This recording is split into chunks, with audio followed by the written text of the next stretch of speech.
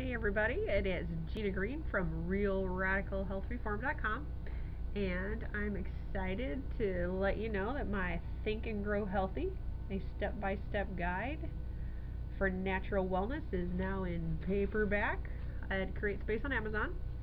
If you have a Kindle, you can also get it on Kindle for Amazon. What's nice about the paperback is it has the handouts and the self questionnaire already in the book, so you don't have to download them off my website. And what I thought we'd do is just go through a couple chapters where chapter one really talks about thinking your way to health or to death, where a lot of people don't realize that your body, its job is to make you right. So if you decide you don't want to be here, life's a drag, it's not fun, your body's going to begin to move in that direction.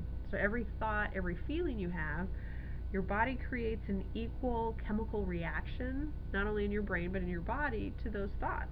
So we do have to be careful on what we're up to. Chapter 2 talks about how to build a burning desire. How do you really get that drive to get those goals done? Whether it's making a lot of money or having ideal health or the amount of health you would like to have. Everybody has a different reason for wanting to be healthy. When I had a lot of my chronic diseases, my burning desire came from the fact that I wanted to get healthy enough to enjoy raising my daughter. After I had delivered my daughter, I become really quite ill. Western medicine wasn't helping, and I was Western medically trained. I was convinced it would heal me. It would be fine. And after 2 years, it was getting worse and worse and worse. And out of desperation, I started checking into alternative therapies and other things. Now I kind of went a little over the top. And the book covers different things that you can do, whether it's body talk, harmonium, prayer. I mean, there's all sorts of things in the book that talk about ways to get the health that you want. What's really cool, because this is just a remake of Napoleon Hill's work of Think and Grow Rich. However, many of the things that he hypothesized and spoke about in his book have now been scientifically proven to be true. So what's nice is it's just kind of a remake, catches everybody up to date, and a lot of the things that in his book people could go, oh, well, that's not true, I don't believe it. That's not the case anymore. Everything in the book has pretty much been scientifically proven to be true. So that's kind of exciting. Chapter 3 talks about knowing. If you knew you could hit that goal, would it be such a big deal? If one person can do it, so can you. Chapter 3 also covers the steps to, it's like a self-confidence formula. Chapter 4 talks about autosuggestion and different ways you can affect the subconscious mind. Our subconscious mind is that part of us that kind of does weird things to sabotage us. When we get out of our comfort zone and you think, man, this shouldn't be a big deal. I should be able to do it. Other people can do it. Why can't I? That's because your subconscious mind has got some weird stuff in it that when you reach out of that comfort zone, it pulls you back. And it talks about, how to work with that and kind of like reprogram it. It's so easy nowadays to just download the subconscious mind and get all the gunk out of there, so you can live the life of who you really are. It doesn't have to be hard anymore. We have such great energy technologies now that it's easy to get rid of phobias. It's easy to get rid of cravings. It's easy to change fearful thinking. It's easy nowadays, which is really exciting. Chapter 5 talks about specialized knowledge. Because there's people out there that know more than I do. There's people out there that know more on a topic that you might need. I don't know if there's any really new ideas out there anymore, but it's new information to you, or it might be new information to me. And to be able to find those people will help you be successful faster. And the book talks about that. Chapter 6 talks about imagination. It covers the three kinds, the synthetic, the creative, and the universal. So that's good to know. Chapter 7 is one of my favorites. It's a chapter on planning. And it talks about, goes through like the 10 major attributes of leadership. It talks about the three kinds of leadership that's available today. The 10 major causes of failure in leadership. That's always good to know. It also covers the 30 main ways people hold themselves back.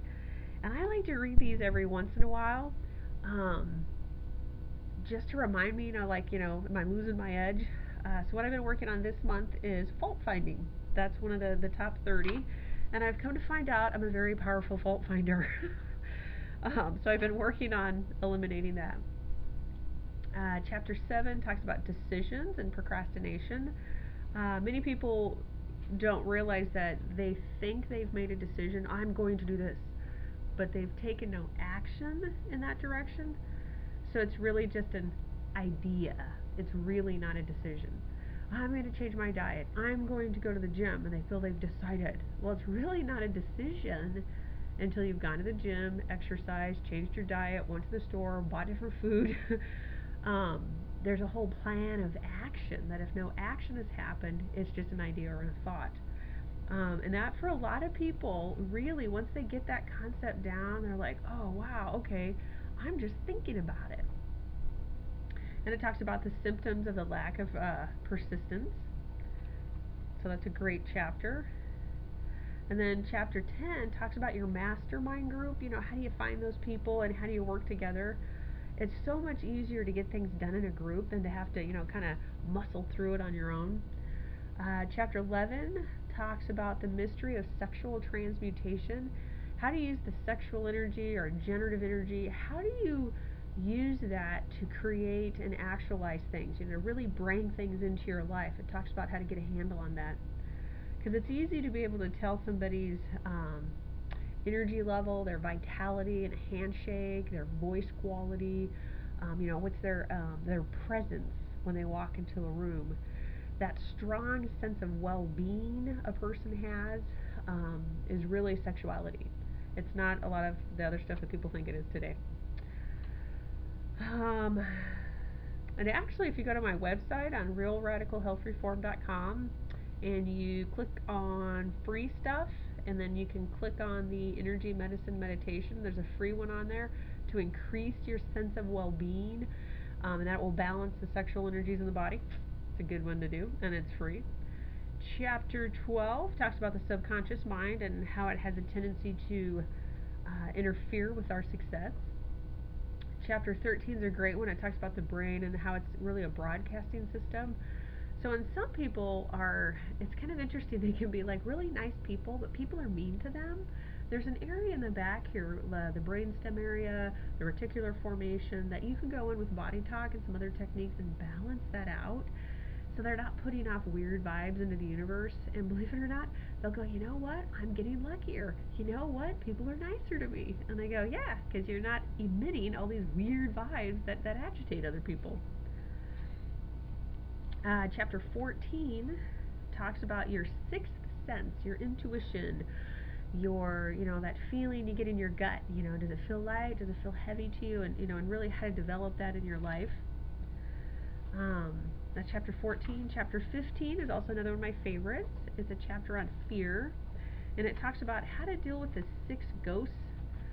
So it's the fear of poverty, the fear of criticism, the fear of ill health, the fear of the loss of the love of someone. That's huge for people. The fear of old age, and the fear of death. That's all covered in chapter 15. And then at the end of the book, there's self-reflective questions. You can either write the answers in the book. I actually suggest writing it on a separate piece of paper. So you can do this like once a year and see how your answers change. And what this does is it'll teach you how you think about yourself, which a lot of people don't realize how they think about themselves. So that's a good one to do. And then after that, you're going to find chapter highlights and then question and answers. So this will go over each chapter. We'll cover the chapter highlights, what's the point. And then there's different questions for self-reflection. These questions, as you go through them, they're going to help you find where you're stuck in life, where you're stuck not reaching your goals. What are those hurdles that are a little too high to get over? And once you have this filled out, then what you do is you can find at the end of each chapter, there's a URL that will take you back to my website, so you can watch an energy video that will unstick the topics that you wrote down, so that those areas can expand and you can move forward in your life. So it's very cool. Anybody can get it. It's on Kindle or CreateSpace. and I hope you have fun using it. It was fun for me to do the rewrite.